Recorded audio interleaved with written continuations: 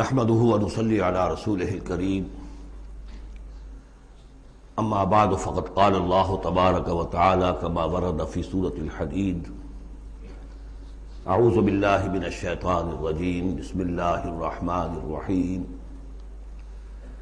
سابقوا الى مغفرة من ربكم وجنة عرضها كعرض السماء والارض اعدت للذين آمنوا بالله ورسله ذلك فضل الله يؤتيه من يشاء والله ذو الفضل العظيم صدق الله العظيم۔ جن مسلمانوں کے دلوں پر کچھ زنگ آ گیا تھا یا جن کے جوش جہاد میں، ذوق شہادت میں، جذبہ انفاق میں کمی آ گئی تھی، ان کی کچھ تنبیہ، زجر، کچھ مشفقانہ اور محبت بھری ڈانٹ ڈپٹ کے بعد انہیں ادھر متوجہ کیا گیا کہ شیطان لعین تمہیں تاخیر اور تعویق کے چکر میں ڈالے گا۔ ابھی یہ اور کر لو، ابھی وہ اور کر لو، ابھی ان ذمہ داریوں سے عہدہ برا ہو لو، پھر اپنے آپ کو ہمہ وقت پر اللہ کے دین کے لیے لگا دینا۔ اور یہ شیطان کا سب سے بڑا دھوکہ ہے۔ لہذا بڑا ہی جذباتی انداز ہے، الم یأن للذین آمنوا ان تخشع قلوبہم لذکر اللہ وما نزل من الحق۔ پھر انہیں دعوت دی گئی، اگر اپنے گریبان میں جھانکو اور دلوں کو ٹٹولو اور محسوس ہو کہ یہ دل کی بستی تو ویران ہے، اجڑی ہوئی ہے، یہاں وہ ایمان کی مثبت دولت، اس کی روشنی تو موجود نہیں ہے، تب بھی مایوس نہ ہو۔ اعلموا ان اللہ یحیی الارض بعد موتہا، اللہ مردہ زمین کو دوبارہ زندہ کر دیتا ہے، تمہارے نکاحوں کا مشاہدہ ہے۔ لہذا تم بھی کوشش کرو تو اپنی دلوں کی اس مردہ زمین میں اثر نو ایمان کی فصل اگا سکتے ہو اور وہ پوری طرح بہار دے گی۔ لیکن جیسے تم ہل چلاتے ہو، تمہیں اپنی دل کی اس زمین میں ایک ہل چلانا ہوگا، مال کی محبت کو کھود کھود کر نکالنا ہوگا۔ اس کے لیے صدقہ غریبوں، محتاجوں پر بھی، اور اللہ کے دین کے لیے قرض حسنہ۔ اب اس میں جو سب سے بڑی رکاوٹ ہے حیات دنیاوی، اس کی حقیقت کھول دی۔ اعلموا انما الحیات الدنیا لعب ولہو وزینۃ وتفاخر بینکم وتکاثر فی الاموال والاولاد۔ عام طور پر جب قرآن مجید میں یہ دنیا کی زندگی کو لہو و لعب کہا جاتا ہے تو لہو پہلے ہوتا ہے، لعب بعد میں۔ محاورہ ہے لہو و لعب۔ یہاں ترتیب بدلی ہوئی ہے، اس لیے کہ یہاں عمر کے ساتھ بڑھتے ہوئے مختلف سٹیجز کی بات ہے۔ ابتدائی زندگی میں کھیل ہی کھیل ہے، اس میں کوئی لذت، جنسی لذت یا کوئی اور لذت نہیں ہوتی، کھیل ہے، مشغول ہے، مشغولیت ہے، مصروفیت ہے۔ پھر اس میں آتا ہے وہ خطرناک دور ایڈولسنس کا، ٹین ایجرز۔ اب معاملہ جو ہے بگڑنا شروع ہوتا ہے، لعب کے ساتھ لہو بھی، اور پھر اسی مرحلے پر زینت اور زیبائش۔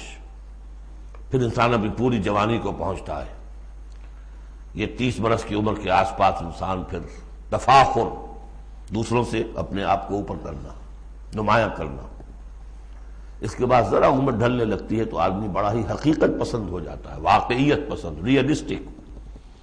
اب یہ کہ مال اور دولت اور اولاد یہ ختم نہیں ہوتی یہاں تک کہ انسان قبر میں جا کر اس کو اتار دیا جائے۔ یہ بات جو ہے آخری پارے کی صورت میں آئے گی، الہاکم التکاثر حتی زرتم المقابر۔ یہ جو آخری سٹیج ہے تکاثر فی الاموال والاولاد، یہ پھر پیچھا نہیں چھوڑتی۔ چاہے کسی کے پاس اتنی دولت ہو کہ 5 نسلیں 6 نسلیں پیٹ بھر کر کھا سکتی ہیں، پھر بھی ہوس حل من مزید، حل من مزید، مزید کے لیے۔ چاہے پاؤں جو ہے ظاہری طور پر بھی نظر آ رہا ہے کہ قبر کے اندر لٹکا کے بیٹھا ہوا ہے بڈھا یہ، لیکن مال کی ہوس، دولت کی ہوس یہ کبھی ختم نہیں ہوتی۔ الہاکم التکاثر حتی زرتم المقابر۔ اب یہ سارے حقائق واضح کرنے کے بعد اب پکارا جا رہا ہے، سابقوا الی مغفرۃ من ربکم، مسابقت کرو ایک دوسرے سے، آگے نکلو، بھاگو، دوڑو، جیسے تم دنیا میں مسابقت کر رہے ہو، اس کے ہاں یہ آ گیا، میرے ہاں کیوں نہ ہو۔ اس کے یہاں اتنا بڑا ٹی وی آ گیا، میرے ہاں کیوں نہ ہو؟ میرے بچے کیا کریں گے؟ جائیں گے وہاں دیکھیں گے، ان میں تو انفیورٹی کمپلیکس پیدا ہو جائے گا، فلاں ہو جائے گا، یہ ہو جائے گا۔ تو تم مسابقت کر رہے ہو دنیا میں، یہ جستجو ہے کہ خوب سے ہے خوب تر کہاں ہے، جستجو کہ خوب سے ہے خوب تر کہاں۔ تو یہ مسابقت تمہیں دنیا میں نہیں، دین میں کرو، جنت کے حصول کے لیے کرو۔ سابقوا الی مغفرۃ من ربکم، ایک دوسرے سے آگے نکلو، مسابقت کرو، دوڑ لگاؤ۔ کس چیز کی طرف؟ اپنے رب کی مغفرت کے حصول کے لیے اور اس جنت کے حصول کے لیے۔ ارضھا کعرض السماء والارض، جس کا پھیلاؤ ہوگا جو آسمان اور زمین کا ہے۔ بعض جگہ پر سماوات بھی آیا ہے۔ میرا گمان یہ ہے واللہ عالم کہ جو پہلی جنت بنے گی، نزل جس کو کہا گیا، وہ تو اسی زمین پر ہوگی، لیکن پھر اب مراتب کے اعتبار سے جیسے کہا گیا کافروں کے لیے آسمان کے دروازے نہیں کھولے جائیں گے، لیکن اہل ایمان کے لیے یہ دروازے کھلیں گے۔ یہ جو ارب گیلیکسیز ہیں، اور ہر گیلیکسیز میں کتنے سولر سسٹم ہوں گے، اور کتنے سولر سسٹم میں کتنی زمینیں ہوں گی، اتنی ایسی زمین بھی تو ہوگی نا جیسی بالکل ہماری زمین ہے، ہر سولر سسٹم میں ہوگی، سورج سے اتنے ہی فاصلے پر، اپنے سورج سے اتنے ہی فاصلے پر جتنے فاصلے پر کہ ہماری زمین ہے۔ یہ ساری جو اللہ نے تیار کر رکھی کس کے لیے؟ یہ ہے کہ جو اہل جنت کے لیے، وہاں جانے کے لیے ہمیں کوئی راکٹس کی ضرورت نہیں ہوگی، اللہ تعالیٰ لے کر جائے گا، جیسے کہ جبرائیل آتے ہیں، ساتویں آسمان سے زمین پر آتے ہیں۔ محمد رسول اللہ ایک مرتبہ زمین سے ساتویں آسمان پر ہوا آئے ہیں، ہم بھی جائیں گے انشاءاللہ، جو بھی ہم میں سے کچھ نصیب ہوگا۔ کون کون سے؟ یہ جنت کا پھیلاؤ ہے پورے آسمانوں اور زمین کے برابر۔ اعدت للذین آمنوا باللہ ورسلہ، وہ تیار کی گئی ہے، سنواری گئی ہے، فرنش کی گئی ہے۔ اعداد کہتے ہیں کسی چیز کے لیے کسی چیز کو تیار کرنا، استعداد اسی سے بنا ہے، فلاں میں بڑی استعداد ہے۔ اعداد باب افعال ہے، تیار کی گئی ہے، سنواری گئی ہے، فرنش کی گئی ہے، ڈیکوریٹ کی گئی ہے۔ وَعِدَّتْ لِلَّذِينَ آمَنُوا بِاللَّهِ وَرُسُلِهِ، ان کے لیے جو ایمان لائے اللہ پر اور اس کے رسولوں پر۔ اور ذَلِكَ فَضْلُ اللَّهِ يُؤْتِيهِ مَن يَشَاءُ، یہ اللہ کا فضل ہوگا، جس کو بھی چاہے گا دے گا۔ وَاللَّهُ ذُو الْفَضْلِ الْعَظِيمِ، اللہ بڑے فضل والا ہے۔ اب ایک اور رکاوٹ جو ہوتی ہے اس راستے پر چلنے میں، راستہ یہ کیا ہے؟ اس کی ہدف آگے آ جائے گا، جہاد اور قتال اور انفاق کس کام کے لیے ہے، یہ اس سورہ مبارکہ کا کلائمیکس ہوگا جو آگے آئے گا۔ لیکن ایک اور رکاوٹ جو آتی ہے، یہ تکلیف آ جائے گی، یہ مصیبت آ جائے گی، یہ مسئلہ پیدا ہو جائے گا، یہ مشکل ہو جائے گی، یہ سارے خوف۔ وَلَنَبْلُوَنَّكُمْ بِشَيْءٍ مِّنَ الْخَوْفِ وَالْجُوعِ وَنَقْصٍ مِّنَ الْأَمْوَالِ وَالْأَنفُسِ وَالثَّمَرَاتِ لَتُبْلَوُنَّ فِي أَمْوَالِكُمْ فِي أَنفُسِكُمْ وَأَمْوَالِكُمْ وَلَتَسْمَعُنَّ مِنَ الَّذِينَ أُوتُوا الْكِتَابَ مِن قَبْلِكُمْ وَالَّذِينَ أَشْرَكُوا أَذًى كَثِيرًا، آگے تو جائے گا۔ اب اس کے لیے بتایا کہ ایک بہت بڑا نسخہ دیا جا رہا ہے۔ ما اصاب من مصیبت فی الارض ولا فی انفسکم، نہیں پڑتی کوئی پڑنے والی کوئی تکلیف، کوئی مصیبت، کوئی آزمائش، کوئی رنج دہ چیز، تکلیف دہ ہے، مگر الا فی کتاب من قبل، چاہے وہ مصیبت تمہاری اپنی جان پر ہو یا پوری زمین پر ہو۔ وہ بڑے پیمانے پر آیا، سیلاب آیا، زلزلہ آ گیا، ایک انسان کی اپنی ذاتی زندگی میں آیا، ایکسیڈنٹ کے اندر مجروح ہو گیا، کسی بیماری میں مبتلا ہو گیا۔ ما اصاب من مصیبت فی الارض ولا فی انفسکم الا فی کتاب من قبل ان نبرأ، وہ ایک کتاب میں درج ہے اس سے پہلے کہ ہم اسے ظاہر کریں۔ ان ذالک علی اللہ یسیر، یہ اللہ پر بہت آسان ہے۔ اللہ کا علم جو ہے اتنا محیط ہے ما کانا و ما یکون کو، کہ جو کچھ ہونا ہے اس کے علم میں تو پہلے سے موجود ہے۔ تو تم اسے بڑا عجیب سمجھو گے، بہت مشکل سمجھو گے، اللہ پر یہ آسان ہے۔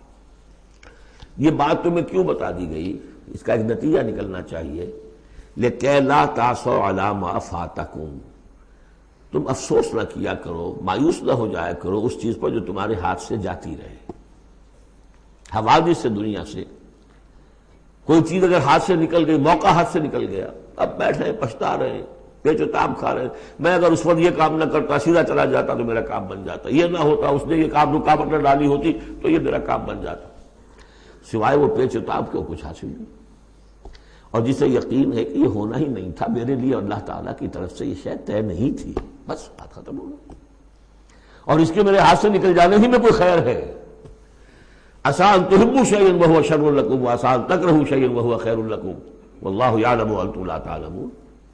میں تو جانتا نہیں، اللہ جانتا ہے. ما اصاب من مصیبت فی الارض ولا فی انفسکم الا فی کتاب من قبل ان نبرأها ان ذلک علی اللہ یسیر لکی لا تعصوا علی ما فاتکم ولا تفرحوا بما آتاکم. جو کچھ اللہ تمہیں دے دے اس پر اترایا مت کرو، اس لیے کہ وہ بھی آزمائش ہے. جو دیا ہے تمہیں اس میں آزمائش ہے، اس کو اکاؤنٹ فار کرنا پڑے گا، وہ لائبلٹی ہے. آپ کو معلوم ہے بیلنس شیٹ جب بنتی ہے تو جو کیپٹل ہوتا ہے وہ لائبلٹیز کے کھاتے میں آتا ہے. اتنا مال تھا تمہارے پاس، اب بتاؤ نا کیا کیا تم نے اس میں. تو اللہ جو کچھ دیتا ہے وہ لائبلٹی ہے، اس کو اکاؤنٹ فار کرنا ہوگا قیامت کے دن. تمہیں اتنا مال دیا تھا میں نے، تم نے کیا کیا؟ تمہیں اتنی ذہانت میں نے دی تھی، تم نے کہاں لگائی؟ یہ صلاحیتیں میں نے دی تھی، کہاں خرچ کی؟ دنیا بنانے میں یا آخرت بنانے میں؟ باطل کے نظام کی چاکری کرنے میں؟ آئی ایم ایف کی سروس ہو رہی ہے، اتنے بلین روپے تنخواہ مل رہی ہے، ٹھیک ہے، چاکری کس کی ہو رہی ہے؟ کس کے نظام کو چلا رہے ہو؟ کس کی رتھ میں گھوڑے بن کر جتے ہوئے ہو؟ غور کرنے کی بات ہے. ہمارا ہمیں فخر ہوتا ہے فلاں شخص ورلڈ بینک کے اتنے عہدے پر پہنچ گیا، ہمارا عزیز اور ہمارا. کس کی چاکری ہو رہی ہے؟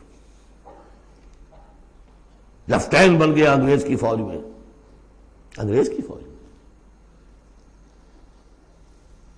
لِكَيْ لَا تَعْصَوْا عَلَىٰ مَا فَاتَكُمْ وَلَا تَفْرَحُوا بِمَا آتَاكُمْ. جو کچھ تمہارے ہاتھ سے جاتا رہے، نکل جائے، اس پر افسوس نہ کیا کرو، اور جو کچھ اللہ تمہیں دے دے اس پر اترایا نہ کرو، سوچا کرو. بلکہ امام احمد ابن حنبل رحمۃ اللہ علیہ کا معاملہ تو یہ ہوا تھا کہ جب وہ خلق قرآن کا مسئلہ چل رہا تھا تو جس زمانے میں کہ ان پر عتاب ہو رہا تھا حکومت کی طرف سے، جیل میں تھے، مارا جاتا تھا کہ کہو کہ قرآن مخلوق ہے، اور وہ کہنے کو تیار نہیں تھے. کہتے ہیں ایسی ایسی ماریں پڑی ہیں کہ ہاتھی کو بھی وہ مار پڑے تو وہ بلبلا اٹھے. کبھی آنکھوں میں آنسو نہیں آئے. اس کے بعد حکومت بدل گئی. اب جو نیا خلیفہ ہے اس کی رائے کچھ اور ہے. وہ اب خلق قرآن کا مسئلہ دفن ہو چکا. اب جو خلیفہ ہے اس کا ایلچی آیا ہے اشرفیوں کی کچھ تھیلیاں لے کر کے، یہ بادشاہ نے، خلیفہ نے آپ کے لیے بھیجی ہے. اب رو پڑے امام احمد بن حنبل، اے اللہ میں اس آزمائش کے قابل نہیں ہوں. یہ آزمائش بڑی سخت ہے. خطاب دے دے کر انگریزوں نے جو غداریاں کروائیں، پھر خطاب ملتے تھے نا، آنریری مجسٹریٹ بنتے تھے،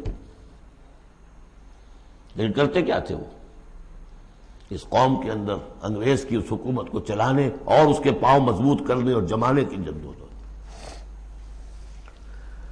لِكَيْ لَا تَعْصَوْا عَلَىٰ مَا فَاتَكُمْ وَلَا تَفْرَحُوا بِمَا آتَاكُمْ وَاللَّهُ لَا يُحِبُّ كُلَّ مُخْتَالٍ فَخُورٍ. اللہ کو بالکل پسند نہیں ہے اترانے والے اور فخر کرنے والے. الَّذِينَ يَبْخَلُونَ. اور ظاہر بات ہے کہ جو مال کے اوپر اترائے گا وہ مال کو سنبھال کر رکھے گا، اسی کی بنیاد پر تو ہے اس کی اکڑ. الذین یبخلون ویامرون الناس بالبخل. جو خود بھی بخل سے کام لیتے ہیں اور لوگوں کو بھی بخل کا مشورہ دیتے ہیں کہ میاں ذرا ہاتھ روک کے رکھو، کیا کر رہے ہو؟ تم نے دونوں ہاتھ کھلے چھوڑ دیے ہیں، پتہ نہیں ہے تمہارے ہاں 4 بیٹیاں بھی ہیں، ان کے ہاتھ نیلے کرنے ہیں کہ نہیں؟ کہاں تم اللہ کے لیے اور اللہ کے دین کے لیے سب کچھ خرچ کرنے کے در پہ ہو گئے؟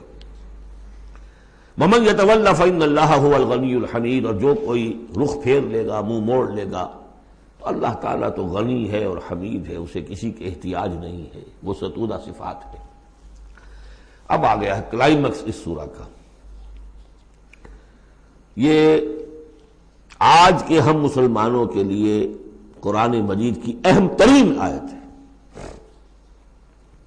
دین کا کانسیپٹ ہمارا کیا ہے؟ حکومت انگریز کی ہوتی رہے، ہمیں کیا نمازیں پڑھنی، روزے رکھنے ہیں.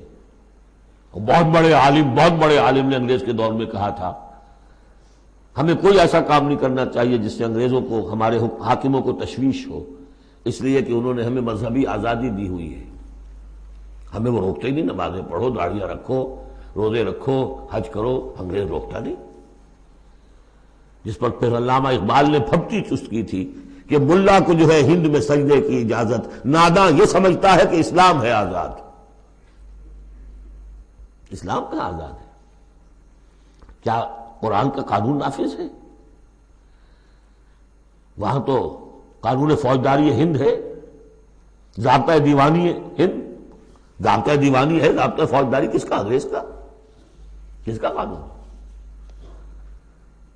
اصل میں دین کا جو تصور تھا وہ ہمارا بگڑتا بگڑتا، تنگ ہوتا ہوتا، سکڑتا سکڑتا، پرورٹ ہوتا ہوا یہاں تک آ گیا ہے کہ چند ریچولز ہیں، چند رسومات ہیں، بس وہ دین ہے. باقی جو ہو سو ہو. یہاں ذرا اس آیت کو آپ دیکھیے. ایک تو یہ کہ اس اعتبار سے اہم ترین ہے کہ ہمارے اس تصور دین کو چیلنج کرنے والی، جھنجھوڑنے والی. دوسرا یہ کہ واقعہ یہ ہے کہ میں سمجھتا ہوں کہ پوری انسانی تاریخ میں ایسی ننگی اڑیاں انقلابی عبارت کہیں آپ کو نہ مل سکے جو اس ایک آیت میں ہے. اور ڈنکے کی چوٹ دھڑلنے کے ساتھ، ناٹ چیوئنگ دی ورڈز، کھل کر بات کی. غور کیجئے کہ حرف سمجھیے. لقد ارسلنا رسلنا بالبینات، ہم نے بھیجا اپنے رسولوں کو واضح نشانیوں کے ساتھ. وانزلنا معہم الکتاب والمیزان، اور ہم نے ان کے ساتھ کتاب اتاری، میزان اتاری. یہ سب کچھ کس لیے کیا؟ لیقوم الناس بالقسط، تاکہ لوگ عدل پر قائم ہوں. یہ قرآن اس لیے اتارا کہ اس کی قرآن خوانی کی مجلسیں ہو جائیں، یا قرات کی محفلیں ہو جائیں، یا خطاطی کی نمائشیں ہو جائیں. اللہ اللہ خیر سر. 40 من کا قرآن ہم نے لکھ لیا ہے سونے کے تاروں سے، بہت تیر مارا ہے. قرآن اس لیے نازل ہوا تھا، نظام کسی اور کا، قانون پہ راضی اوروں کے. مولانا ماہر القادری صاحب کا جو یہ شعر تھا، یہ مجھ سے عقیدت کے دعوے، قانون پہ راضی اوروں کے، یوں بھی مجھے رسوا کرتے ہیں ویسے بھی رلایا جاتا ہوں. تو قرآن اس لیے تو نہیں ہے. قرآن تو آیا جو نظام لے کر آیا اسے قائم کرو، جو میزان لے کر آیا اسے نصب کرو، جو شریعت لے کر آیا اسے نافذ کرو. اگر یہ نہیں تو بابا پھر سب کہانیاں، عمرے کرتے رہو ہر سال، باقی سارا دھندا سودی کاروبار، دین دین جو ہے، بلڈنگیں بناؤ، ایش کرو، ہاں عمرہ کراؤ. گنگا نہا آیا جیسے ہندو پاک ہو گیا، ایسے عمرہ جو ہے کرائے پاک صاف ہو گیا. یہ ہے آپ کا دین، آج کا دین. غور کر لیجیے اس کو. نظام عدل و قسط. پھر ذرا نوٹ کیجیے. اب تو چونکہ ہم ترجمہ قرآن کرتے ہوئے کہاں تک، آخر تک پہنچ گئے. آل عمران میں فرمایا اللہ کیا ہے؟ قائما بالقسط. سورہ نساء میں فرمایا مسلمانوں تمہیں کس لیے ہم نے اٹھایا ہے؟ یا ایھا الذین آمنوا کونوا قوامین بالقسط شہداء للہ. عدل و انصاف کو قائم کرنے والے بن کر کھڑے ہو. سورہ مائدہ میں فرمایا یا ایھا الذین آمنوا کونوا قوامین للہ شہداء بالقسط. پھر سورہ شورى تو ابھی پڑھی ہم نے، زیادہ دور نہیں ہوئی. حضور سے کہا گیا کہ کہہ دو وَأُمِرْتُ لِأَعْدِلَ بَيْنَكُمْ، مجھے حکم ہوا ہے تمہارے مابین عدل قائم کروں. میں صرف واعظ کہنے نہیں آیا. اللہ الذی انزل الکتاب بالحق والمیزان، یہ بھی آیت سورہ شورى میں ہم پڑھ چکے ہیں. وہی کتاب اور میزان کا لفظ یہاں بھی آ گیا ہے. لقد ارسلنا رسلنا بالبینات وانزلنا معهم الکتاب والمیزان لیقوم الناس بالقسط. یہ عدل جو قرآن لے کر آیا یہ نظام عدل ہے، عدل و قسط ہے، اسے نافذ کرو. پھر وہ ہم پڑھ چکے سورہ مائدہ میں قل یا اہل الکتاب لستم علی شیء حتی تقیموا التوراۃ والانجیل وما انزل الیکم من ربکم. کہہ دیجئے نبی ان سے، اے کتاب والو تمہاری کوئی حیثیت نہیں ہے جب تک کہ تم قائم نہیں کرتے تورات کو اور انجیل کو، اور جو کچھ تمہارے اوپر نازل کیا گیا تمہارے رب کی طرف سے. یاد ہوگا کہ میں نے کہا تھا یہاں لفظ قرآن رکھ کر دیکھیے. قل یا اہل القرآن لستم علی شیء حتی تقیموا القرآن وما انزل الیکم من ربکم. اے قرآن والو تمہاری کوئی حیثیت نہیں ہے. You have no face to talk to us. ہم سے دعائیں مانگ رہے ہو؟ ہم تمہاری دعائیں تمہارے منہ پر دے کر مارتے ہیں. تم نے وہ قرآن نافذ کیا یا اس کی تلاوت کی؟ تراویح میں سن لیا پورے رمضان میں ایک قرآن تو بڑا تیر مار لیا، کیا اس کا ایک حرف نہ سمجھاؤ؟ لقد ارسلنا رسلنا بالبینات وانزلنا معهم الکتاب والمیزان لیقوم الناس بالقسط. اور عدل کے راستے میں تو رکاوٹ ڈالیں گے وہ لوگ کہ جو ایکسپلائٹ کر رہے ہیں. جاگیردار کبھی چاہے گا کہ جاگیریں ختم ہو جائیں، وہ تو ٹیکس دینے کو تیار نہیں. آپ کہتے ہیں جاگیرداری ختم ہو جائے. ہاں کوئی ہو سکتا ہے ایسا بھی جاگیردار شریف النفس، کوئی سرمایہ دار ایسا ہو سکتا ہے شریف النفس، لیکن شاذ ہوگا وہ، کوئی ہوگا، اکثر و بیشتر تو نہیں ہوں گے. ابو بکر بھی ایمان لے آئے تھے، اونچے طبقے سے تھے. عثمان بھی ایمان لے آئے تھے، اونچے طبقے سے تھے. اکثر و بیشتر تو نہیں. اکثر و بیشتر تو ریزسٹ کریں گے، اسٹیٹس کو چاہیں گے. وہ چاہیں گے نظام کے اندر کوئی تبدیلی نہ آئے. ہمارے اس کے ساتھ مفادات وابستہ ہیں، ہمارے انٹرسٹ ہیں، ویسٹڈ انٹرسٹ. ہمیں ان سے پریولیجز ملی ہوئی ہے اس نظام سے. نظام بدلے گا تو ہم گئے. ایسے لوگوں کی سرکوبی کے لیے ہم نے لوہا بھی اتارا ہے. وَأَنزَلْنَا الْحَدِيدَ فِيهِ بَأْسٌ شَدِيدٌ. ہم نے لوہا بھی اتارا ہے. یہی ایک ہی آیت چل رہی ہے، دوسری آیت نہیں ہے یہ. اسی لیے میں نے کہا تھا کہ اڑیاں ترین یہ عبارت ہے کہ انقلاب کے لیے کچھ سر کچلنے پڑتے ہیں، ورنہ نہیں انقلاب آتا. اور اس میں کوئی ریگریٹس نہیں ہے، اس میں کوئی معذرت نہیں ہے. جب یہ لوگ کہتے ہیں کہ وار فار پیس، اگر یہ کہتے ہیں کہ دنیا میں ہیومن رائٹس کے لیے ہم حملہ کر رہے ہیں، کیا مطلب ہے؟ تمہارا اپنا ایک تصور ہے، عدل انسانی کا ایک تصور ہے، اس کے لیے تم طاقت بھی استعمال کر رہے ہو، لوگوں کا گھیراؤ کر رہے ہو، انہیں آئسولیٹ کر رہے ہو، سینکشنز لگا رہے ہو. کیوں؟ کہ تمہاری مرضی کے مطابق نظام انہوں نے کیوں نہیں بنایا. تو اہل ایمان کو اللہ نے ایک نظام دیا ہے، وہ اللہ کا دیا ہوا نظام ہے، عدل و قسط پر مبنی ہے. اس نظام کو قائم کرنے کے لیے وہ اگر طاقت بھی ہوگا تو استعمال کریں گے.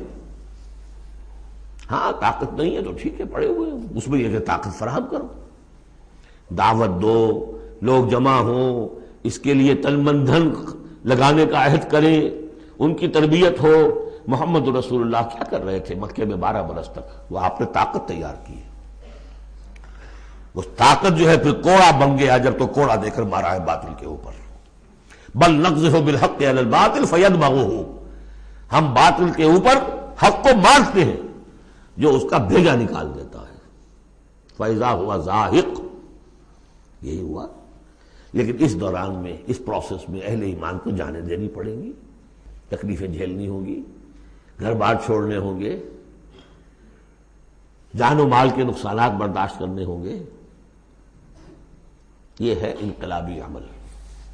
وَأَنزَلْنَا الْحَدِيدَ فِيهِ بَأْسٌ شَدِيدٌ. ہم نے اتارا لوہا، اس میں بڑی جنگ کی صلاحیت ہے، ہتھیار بنتا ہے. وَمَنَافِعُ لِلنَّاسِ. لوگوں کے لیے کچھ اور منفعت بھی ہے. اصل میں تو یہ تلوار اور نیزے اور ڈھال کے لیے ہے. باقی یہ کہ چمٹا پھگنی اور توا بھی تم نے بنا لیے، چلو کوئی بات نہیں. اب تو وہ چمٹا پھگنی اور توے کا دور بھی گزر گیا. وَلِيَعْلَمَ اللَّهُ مَن يَنصُرُهُ وَرُسُلَهُ بِالْغَيْبِ. اللہ دیکھنا چاہتا ہے کہ کون ہے اس کے وہ وفادار بندے جو اس لوہے کی طاقت کو ہاتھ میں لے کر اللہ کی اور اس کے رسولوں کی مدد کرتے ہیں غیب میں ہونے کے باوجود. دین اللہ کا ہے اور اسے غالب کرنے کے لیے جو اللہ کے بندے میدان میں آ گئے گویا کہ وہ اللہ کے مددگار ہیں. یا ایھا الذین آمنوا کونوا انصار اللہ. اگرچہ دین نافذ کرنا اور قائم کرنا فرض منصبی محمد رسول اللہ کا ہے. هو الذی ارسل رسولہ بالہدی ودین الحق لیظہرہ علی الدین کلہ. جو ان کے انصار بن گئے، مددگار بن گئے، وہ اللہ کے مددگار، رسول کے مددگار. یہ مضمون جب آئے گا ابھی نکھر کر، اور اس ایک آیت کی شرح سمجھ لیجئے کہ جو سورہ صف میں آئے گی. اس لیے کہ یہ جو آیا ہے وہ یہ جمع کا صیغہ ہے، لقد ارسلنا رسلنا بالبینات، رسولوں کو بھیجا، اور تین چیزیں دے کر بھیجا، بینات، کتاب اور میزان۔ لقد ارسلنا رسلنا بالبینات ایک، وانزلنا معهم الکتاب نمبر 2، والمیزان نمبر 3، تاکہ عدل پر قائم ہو۔ حضور کے بارے میں اب آیت آئی، هو الذی ارسل رسولہ بالہدی ودین الحق، دو چیزیں دے کر بھیجا، تیسری نہیں۔ کیا مطلب؟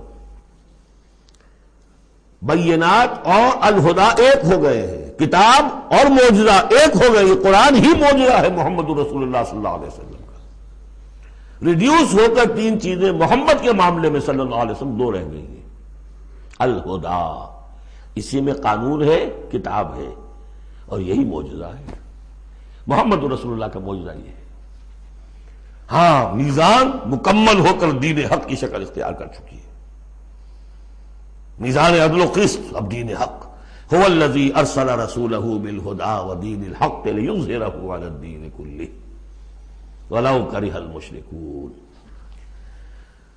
یہ سورہ صف کی مرکزی آیت ہے جو آگے آ جائے گی۔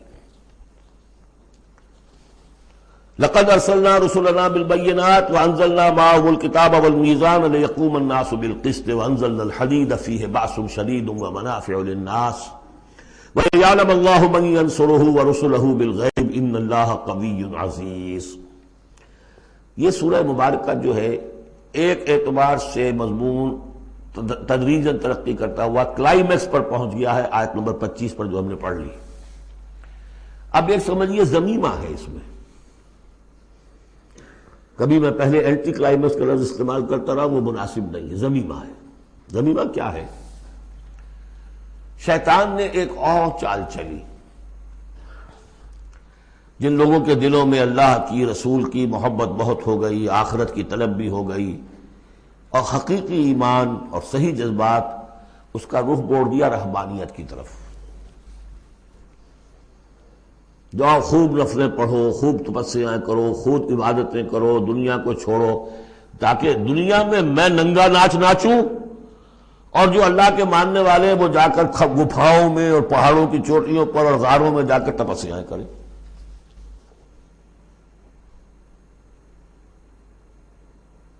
اس کی نفی ہو رہی ہے،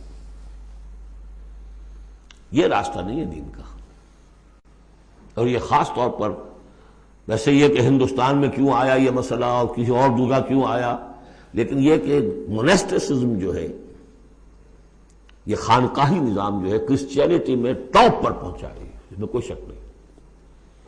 ہسٹری آف کرسچین مونسٹسزم، یہ پوری کتابیں ذخیر لکھی ہوئی، اس کی ایک مثال دے رہے ہیں کہ یہ غلطی ہوئی ہے۔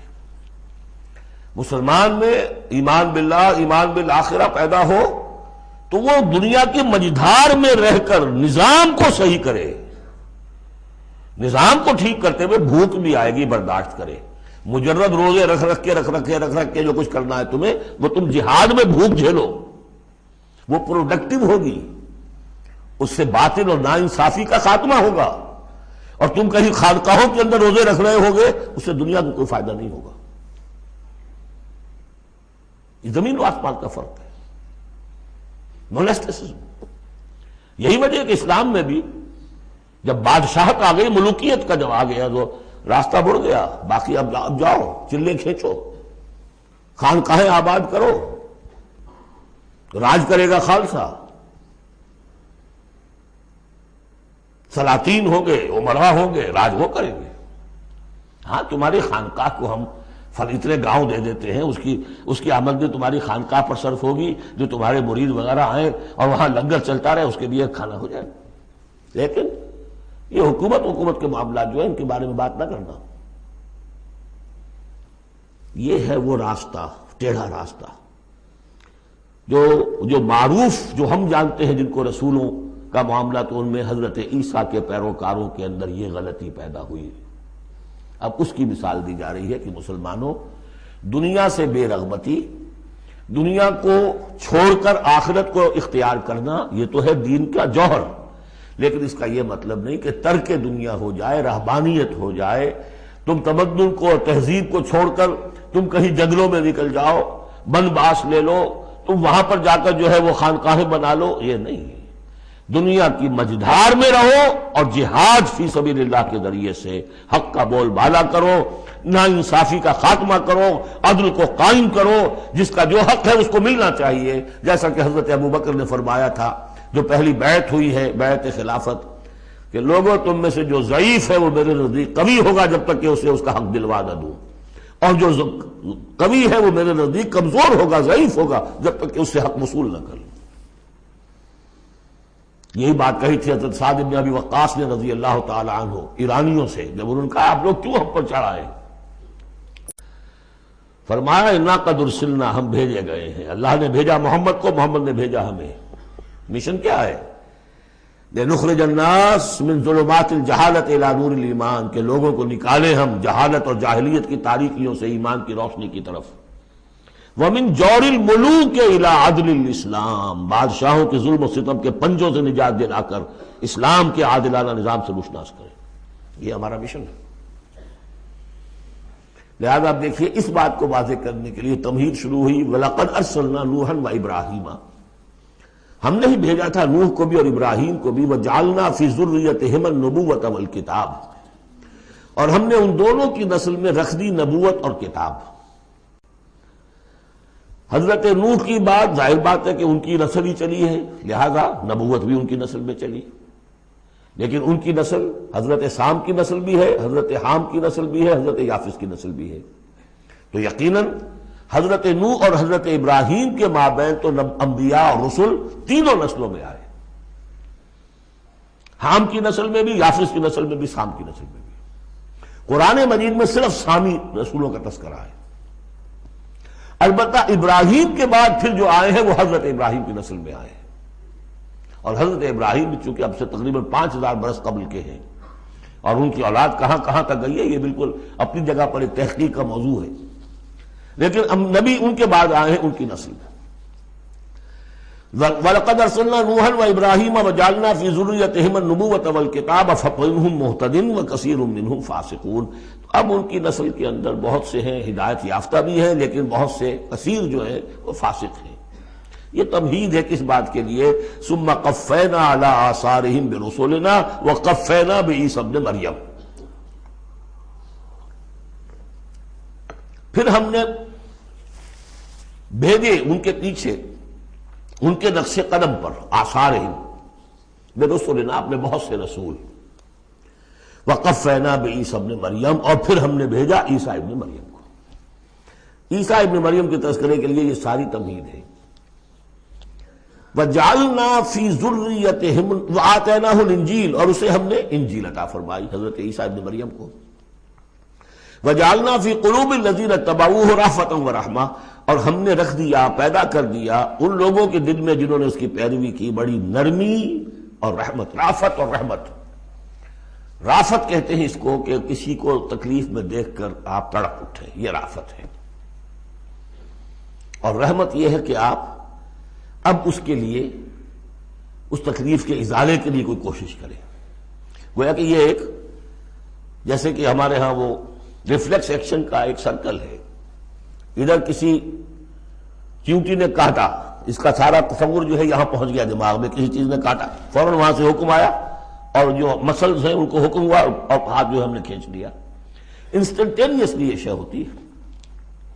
اسی طریقے سے کسی کو دیکھا تکلیف میں اور خنجر چلے کسی پہ، تڑپتے ہیں ہم امیر، سارے جہاں کا درد ہمارے جگر میں ہے. اگر یہ شکل پیدا ہو جائے تو پھر آدمی اس کے نتیجے میں پھر جو بھی کچھ کر سکتا ہے کرتا ہے اس کے لیے. تو رافت اور رحمت یہ گویا کہ کمپلیمنٹری ہے. اللہ تعالیٰ فرما رہے کہ حضرت عیسیٰ کے جاننے والوں ماننے والوں کے دلوں میں یہ بات تو ہم نے پیدا کی ہے. خود تسلیم کر رہے ہیں وَجَعَلْنَا فِي قُلُوبِ الَّذِينَ اتَّبَعُوهُ رَأْفَةً وَرَحْمَةً. اس کی وجہ کیا ہے؟ حضرت عیسیٰ خود بہت رقیق القلب تھے، بہت نیک تھے. اس درجے ان کے اندر تھی کہ ایک چور کو دیکھا اپنی آنکھوں سے کہ چوری کر رہا ہے، اسے کہا کیا کر رہا ہے؟ چوری کر رہا ہے. اس نے کہا نہیں نہیں میں چوری تو نہیں کر رہا. اچھا بھائی میری آنکھ نے غلط دیکھا.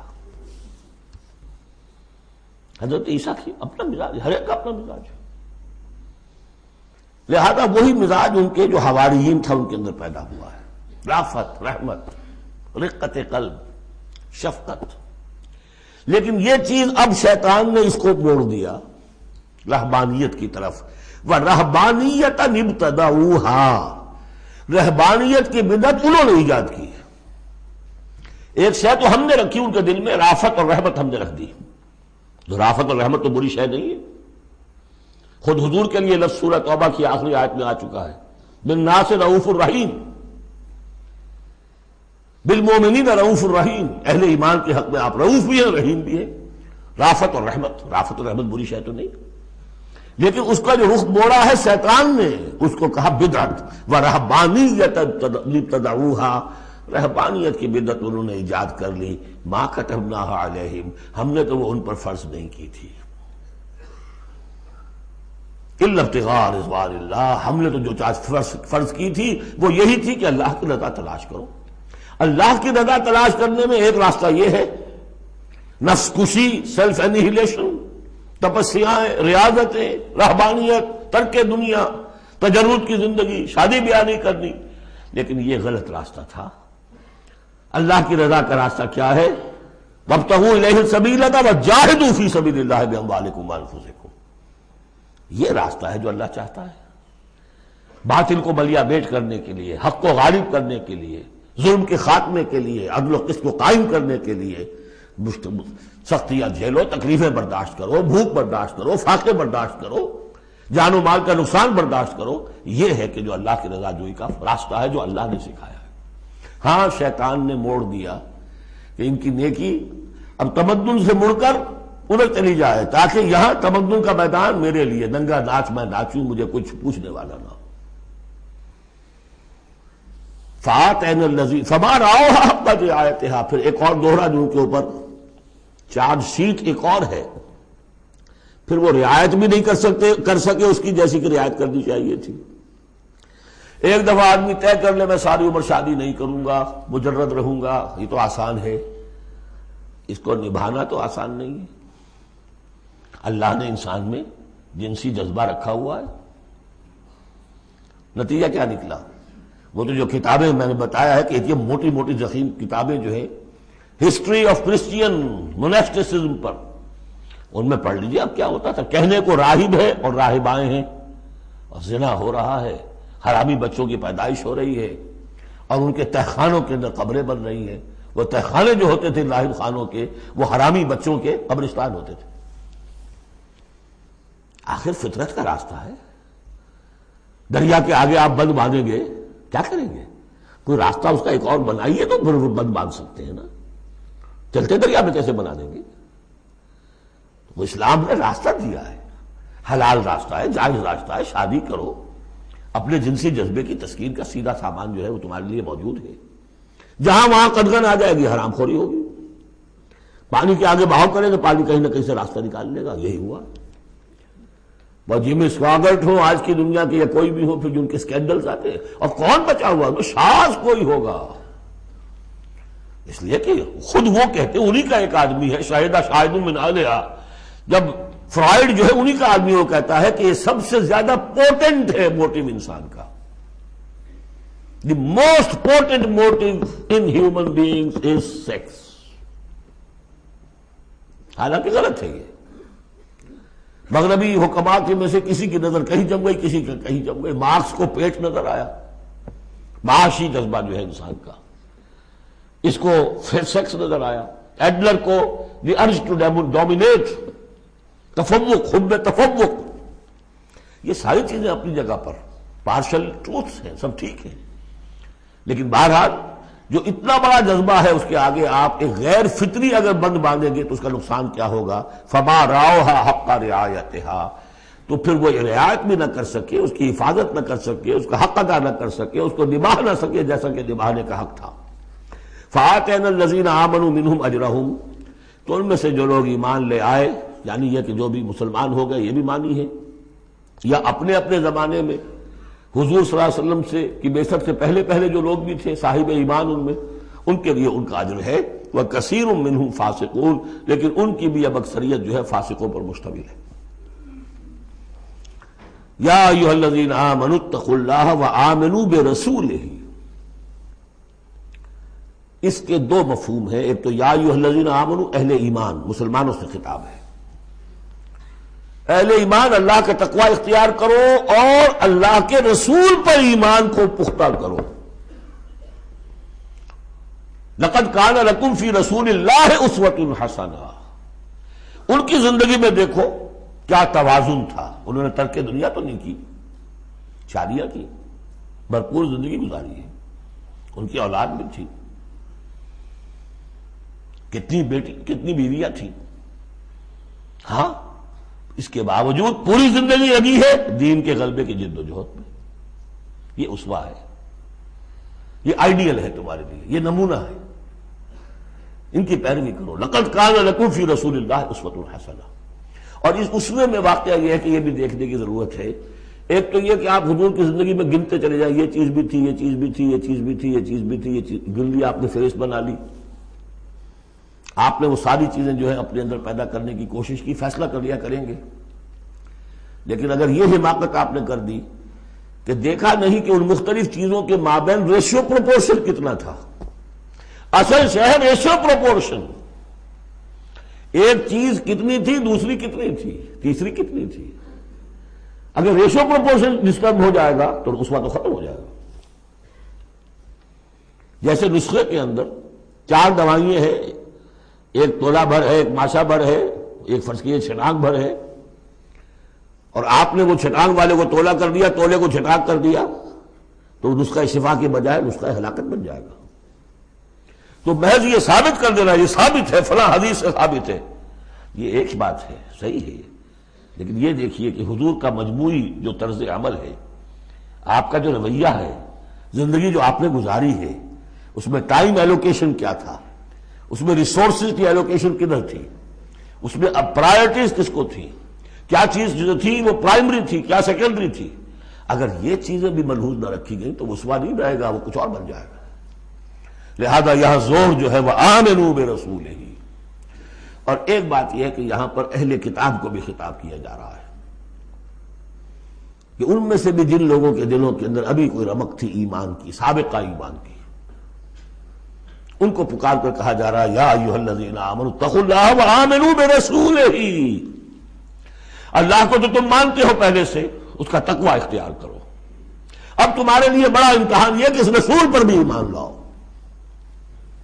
اور اگر تم اس رسول پر بھی ایمان لاؤ گے، یؤتکم کفلین من رحمتہ، تمہیں دوہرا دے گا اپنی رحمت میں سے حصہ.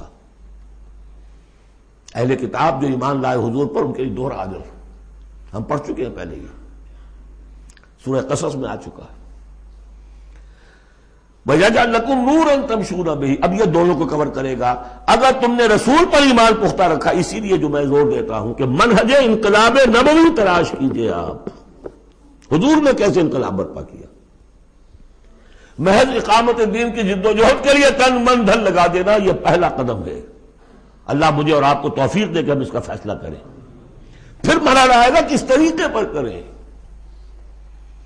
وہ منہج اگر انقلاب نبوی کا نہیں ہے، خلاف پیمبر کسے راہ گزید کہ ہرگز بمنزل نہ خواہد رسید. اگر پیغمبر کے راستے سے ہٹ کر کوئی راستہ اختیار کیا، کبھی منزل تک نہیں پہنچ سکو گے.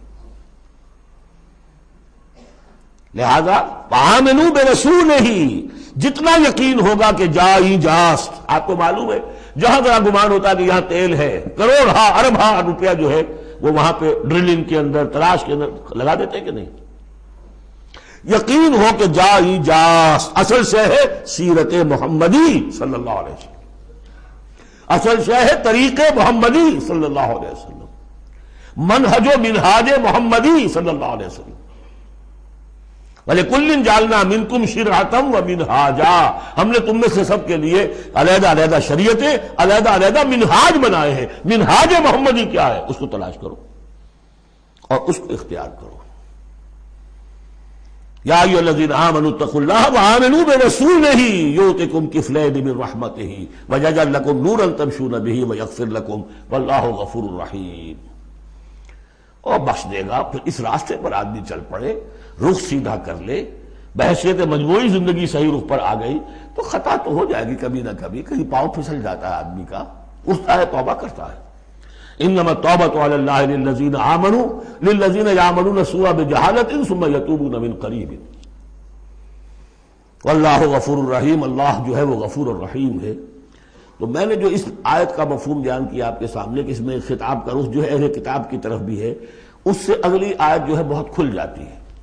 لئلا یعلم اہل الکتاب الا یقدرون علی شیء من فضل اللہ، جن کے سامنے یہ پہلو نہیں آیا اس آیت میں، انہیں یہاں کہنا پڑا کہ یہاں لئلا میں لا زائد ہے، مراد لکے لا یعلم۔ اگر تو وہ آیت صرف مسلمانوں سے خطاب کر رہی ہے تو انہوں نے ترجمہ کیا تاکہ اہل کتاب کو اچھی طرح معلوم ہو جائے کہ اب انہیں کوئی قدرت حاصل نہیں ہے اللہ کے فضل پر، کوئی حصہ حاصل نہیں کر سکتے اللہ کے فضل میں سے۔ میں نے جو دوسرا رخ بیان کیا ہے اس سے سمجھیے تاکہ نہ سمجھے اہل کتاب کہ اب ان کے لیے اللہ کے فضل کے حصول کا کوئی راستہ نہیں رہا، راستہ ہے، اب بھی ہے، کھلا ہے، آؤ محمد کے قدموں میں آؤ، آؤ قرآن کی طرف آؤ۔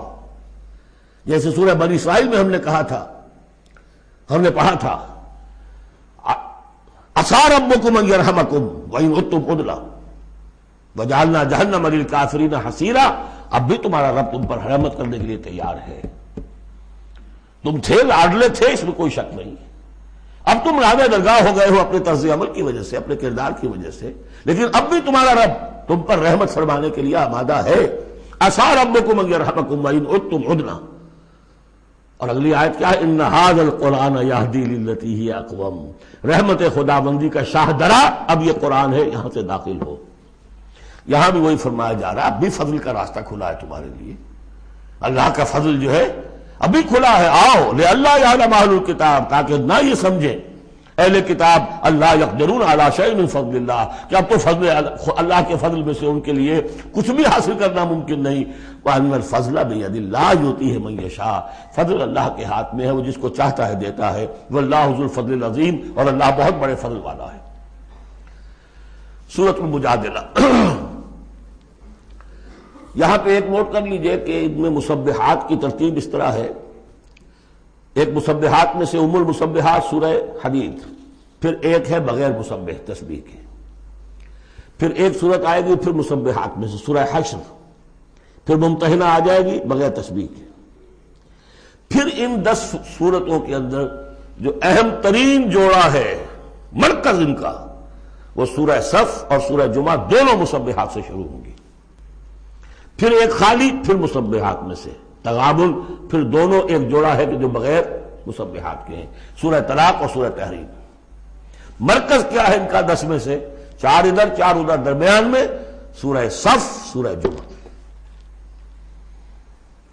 یہ سورہ مبارکہ جو ہے، اب اس کا اصل مضمون کیا ہے وہ پہلے سمجھ لیجئے پھر ہم شروع کرتے ہیں۔ اس میں شروع میں تو ایک ضمنی طور پر سمجھیے معاشرتی معاملات میں سے، آئلی قوانین میں سے خاص بات ہے جس کے لیے یہاں 5 آیتیں غالباً آئی ہیں، 5 ہیں یا 4 ہیں، 4 آیتیں۔ اس کے بعد جو سورہ حدید کا مرکزی مضمون تھا اللہ کا دیا ہوا نظام عدل و قسط قائم کرنا، اب ظاہر بات ہے کہ اس کی جد و جہد کے لیے ایک حزب اللہ درکار ہے۔ ایک آدمی تو یہ کام نہیں کر سکتا، ایک آدمی کر سکتا تو حضرت موسیٰ علیہ السلام پر وہ حسرت کیوں طاری ہوتی ہے جب پوری قوم نے جواب دے دیا تھا فَاذْهَبْ أَنْتَ وَرَبُّكَ فَقَاتِلَا إِنَّا هَاهُنَا قَاعِدُونَ۔ ایک نہیں 4 تھے، وہ حضرت موسیٰ بھی تھے، حضرت ہارون بھی تھے۔ رب انی لا املک الا نفسی واخی فافرق بیننا وبین القوم الفاسقین، یاد ہے یا نہیں؟ پھر 2 اور تھے، پھر ان کے یوشع ابن نون بھی تھے اور کالب بن یفنہ بھی تھے، 4 تھے، لیکن 4 سے تو نہیں ہوتا، جماعت چاہیے نظام کو بدلنے کے لیے، باطل کو کہ جڑ کو اکھیڑنے کے لیے۔ وہ جماعت جو ہے حزب اللہ کہلاتی ہے، لیکن ظاہر بات ہے شیطان بھی بیٹھا نہیں رہے گا، it is not going to take it lying down۔ ٹھیک ہے آپ کو واک اوور دے دے گا، جائیے جی آپ چلا اپنا دین حق قائم کر لیجئے، شیطان اور شیطان کا لاؤ لشکر، اس کے چیلے چانٹے، اس کے ایجنٹ، وہ ہے حزب الشیطان۔ اس سورہ مبارکہ میں اب حزب اللہ اور حزب الشیطان کا تقابل آئے گا، اور حزب اللہ کے کارکنوں کو کچھ ہدایات دی جا رہی ہیں کہ یہ شیطان تمہارے اندر بھی رکھنے پیدا کرنا چاہتا ہے، کس طریقے سے اس کو روکو۔ جیسے سورہ حجرات میں ہم نے دیکھا، تمسخر ایک دوسرے کا نہ کرو، ایک دوسرے کی غیبت نہ کرو، سوء ظن سے کام نہ لو۔ وہ یاد ہے، کسی کے نام چڑھانے والے نہ رکھ لو، وہ ساری ہدایات۔ کسی افواہ کے اوپر فوراً اقدام نہ کر لو، اگر کوئی فاسق کو خبر لے کر آئے تحقیق کرو پھر کوئی اقدام کرو۔ یہ ساری ہدایت کس لیے؟ آج دو مسلمان لڑ پڑے تو صلح کراؤ، تاکہ وہ حزب اللہ مضبوط رہے، مستحکم رہے۔ یہ نیکی کی قوت ہے، نیکی کی طاقت ہے۔ یہ طاقت مضبوط ہوگی تو نیکی کے لیے امکان ہوگا کہ اس کا غلبہ ہو، اور وہ قوت جو ہے نیکی کی حامل قوت، وہ اگر کمزور ہو گئی تو پھر جو باطل ہے وہ ڈنکا بجائے گا۔ یہ ہے اس سورہ مبارکہ کا مضمون۔ پہلے آگے ہے ایک معاملہ خاندانی آئلی قوانین میں۔ بسم اللہ الرحمن الرحیم، قد سمع اللہ قول التی تجادلک فی زوجہا۔ یہ زہار ایک کہلاتا ہے شریعت کی روح سے، اور عرب میں یہ رواج تھا۔ ایک تو طلاق ہوتی ہے، شوہر نے بیوی کو طلاق دی، اب طلاق کی مختلف قسمیں ہوں گی، وہاں ہم بھی پڑھ چکے ہیں کون کون سی قسمیں ہیں۔ طلاق رجعی ہے، طلاق بائن ہے، طلاق مغلظ ہے، وغیرہ وغیرہ۔ ایک اور ان کے ہاں اس کے پیدل ایک چیز تھی، بالکل بہت غصے میں آیا شوہر کہ تم تو میرے لیے میری ماں کی طرح ہو، بس ختم۔ اب قیامت تک وہ اس کے لیے حلال نہیں ہو سکتی، وہ اس کے لیے حلالہ بھی کوئی نہیں۔ طلاق مغلظ کے لیے تو پھر بھی کوئی حلالہ ہے، اس کے لیے حلالہ بھی نہیں تھا۔ یا کہہ دیا ماں کی پیٹھ کی طرح ہو، ماں کے جسم کے کسی حصے سے تشبیہ دے دی، اب تو تم میرے لیے تو میری ماں کے فلاں چیز کی طرح ہو، گویا کہ اب میں تمہارے ساتھ کوئی تعلق نہیں رکھ سکتا، مستقل جدائی ہو گئی۔ اس کو زہار کہتے ہیں۔ یہ واقعہ پیش آ گیا، صحابہ میں سے ایک صاحب تھے اوس بن ثابت، انہوں نے اپنی بیوی خولہ بنت ثعلبہ کے ساتھ زہار کیا، بچے تھے چھوٹے چھوٹے۔ وہ آئی روتی پیٹتی حضور کے پاس کہ حضور یہ کر دیا اوس نے، میں کیا کروں گی، اب یہ میرے چھوٹے چھوٹے بچے ہیں، یہ رل جائیں گے۔ حضور نے کہا میرے پاس تو کوئی ابھی قرآن میں کوئی حکم نہیں آیا ہے، میں کیا بتاؤں تمہیں، جب تک کہ قرآن کی طرف سے وحی نہ آئے میں کچھ نہیں بتا سکتا۔ وہ چیخ رہی ہے، حضور سوچئے تو صحیح میں کروں کیا، کہاں جاؤں، ان بچوں کو لے کر کہاں جاؤں گے، یہ ہلاک ہو جائیں گے بچے۔ اور پھر کبھی کہے اے اللہ بھیج جلدی سے کوئی میرے لیے راستہ بھیج۔ اس کیفیت میں پھر یہ وحی نازل ہوئی، قد سمع اللہ قول التی تجادلک فی زوجہا، اللہ نے سن لی ہے اس عورت کی بات جو اے نبی آپ سے جھگڑ رہی ہے اپنے شوہر کے بارے میں، وتشتکی الی اللہ، اور اسی میں وہ اللہ سے فریاد بھی کر رہی ہے کہ اللہ میرے لیے راستہ پیدا کر۔ واللہ یسمع تحاورکما، اور اللہ سن رہا تھا اے نبی آپ کے اور اس کے مابین جو گفتگو ہو رہی تھی، جو کنورسیشن ہو رہی تھی۔ واللہ یسمع تحاورکما ان اللہ سمیع بصیر، اللہ سمیع ہے، سب کچھ سننے والا، بصیر ہے، سب کچھ دیکھنے والا۔ لہذا اب اس خولہ بنت ثعلبہ کی فریاد پر اللہ تعالیٰ کی طرف سے رحمت کا دریا جوش میں آیا، مستقل قانون کی حیثیت سے قانون شریعت میں یہ چیز شامل کر دی گئی۔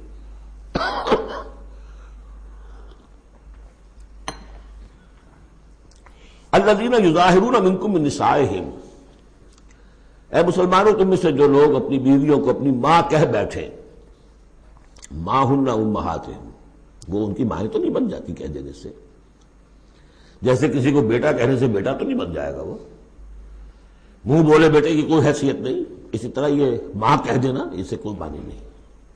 ان امہاتہم الا اللہ ولدنہم، ان کی مائیں تو وہی ہیں جنہوں نے انہیں جنا ہے۔ وَإِنَّهُمْ لَيَقُولُونَ مُنْكَرًا مِنَ الْقَوْلِ وَالزُّورَ، یقیناً جو بات کہہ رہے ہیں وہ جھوٹی ہے اور بہت ناپسندیدہ بات ہے۔ وَإِنَّ اللَّهَ لَعَفُوٌّ غَفُورٌ، اللہ تعالیٰ عفو ہے، معاف فرمانے والا ہے، اور غفور ہے، بخشنے والا ہے۔ چونکہ ابھی تک یہ رواج تھا، چل رہا تھا، لہذا اگر اوس سے یہ بات ہو گئی ہے تو اللہ معاف کرے گا انہیں، اور جس سے بھی ہوئی ہے اس وقت اللہ معاف کرے گا، لیکن اب جو ہے قانون آ رہا ہے۔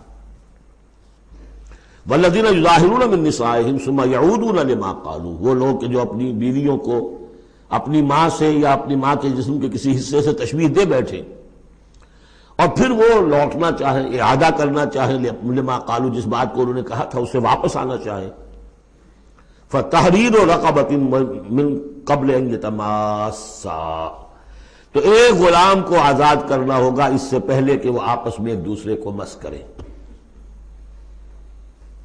ذالکم توعدون بہ، گویا کہ کفارہ بتا دیا اللہ تعالیٰ نے، اس کا کفارہ ادا کرو اور بس بات ختم. ذالکم توعدون، یہی ہے جس کا کہ تمہیں واعظ کہا جا رہا ہے، نصیحت کی جا رہی ہے، ہدایت دی جا رہی ہے. واللہ بما تعملون خبیر، اور جو کچھ تم کر رہے ہو اللہ اس سے باخبر ہے. ومن لم یجد، تو جو کوئی نہ پائے، کوئی غریب آدمی ہے جس سے یہ حرکت ہو گئی ہے اور وہ ایک اس کے پاس کوئی غلام نہیں ہے، اب غلام خریدے پھر آزاد کرے، اس کے پاس پیسہ نہیں ہے. فمن لم یستطع فمن لم یجد فصیام شہرین متتابعین من قبل یتماسا، جس کے پاس نہ ہو یہ اتنی مقدرت تو وہ 2 مہینوں کے روزے رکھے متواتر لگاتار، اس سے پہلے کہ وہ آپس میں ایک دوسرے کو چھوئیں. اب یہ بھی بہت سخت سزا ہے، 2 مہینے کے روزے متواتر، بیچ میں کوئی چھوٹے نہ. فمن لم یستطع، ایسا بھی ہو سکتا ہے کسی میں اتنی ہمت نہ ہو، کوئی اتنا ضعیف ہے، کوئی بیمار ہے، کسی کو ڈائبٹیز ہے، کچھ اور ہے، وہ روزے نہیں رکھ سکتا. فمن لم یستطع فاطعام 60 مسکینا، تو 60 مسکینوں کو کھانا کھلانا، ایک روز کی روزی جو ہے، اور وہ ہو بھی من اوسط ما تطعمون اہلیکم، وہ کھانا ہوگا جو تم اپنے اہل و عیال کو کھلاتے ہو، وہ اوسط کھانا. ذالک لتؤمنوا باللہ ورسولہ، یہ اس لیے ہے تاکہ تم یقین کرو اللہ پر، اس کے رسول پر. میں کافی عرصے تک اور کافی تلاش بھی میں نے کیا کہ اس کا مفہوم کیا ہے. یہ تمہیں دیا جا رہا تاکہ تم ایمان رکھو اللہ پر، اس کے رسول پر، کیا مطلب ہوا؟ بات سمجھ میں آ گئی. واقعہ یہ کہ جب کوئی شخص کفارہ ادا کرتے ہوئے یہ سختی جھیلتا ہے اس خیال کے ساتھ کہ اللہ کا قانون ہے، تو اس کے ایمان میں اضافہ ہوتا ہے، یقین بڑھے گا، اس کو مشقت کر رہا ہے. جیسے کہ ایمان سے عمل صالح پیدا ہوتا ہے، عمل صالح سے بھی ایمان پیدا ہوتا ہے. یہی بات سورہ حجرات میں ہم دیکھ آئے تھے. یمنون علیک ان اسلموا قل لا تمنوا علی اسلامکم بل اللہ یمن علیکم ان ہداکم للایمان ان کنتم صادقین. ایمان کے راستے پر اللہ تمہیں لے آیا ہے، اسلام میں داخل ہو گئے ہو تو ایمان تک بھی پہنچ جاؤ گے، اور یہ اللہ کا بڑا احسان مانو. تو فرمایا ذالک لتؤمنوا باللہ ورسولہ، اس لیے ہے تاکہ تم ایمان پوری طرح تمہارے اندر ایمان اور راسخ ہو جائے اللہ پر اور اس کے رسول پر. وتلک حدود اللہ، یہ اللہ کی حدود ہے. وللکافرین عذاب علیم، اور کافروں کے لیے بہت دردناک عذاب ہے. بارک اللہ لی ولکم فی القرآن العظیم ونفعنی وإیاکم بالآیات والذکر الحکیم.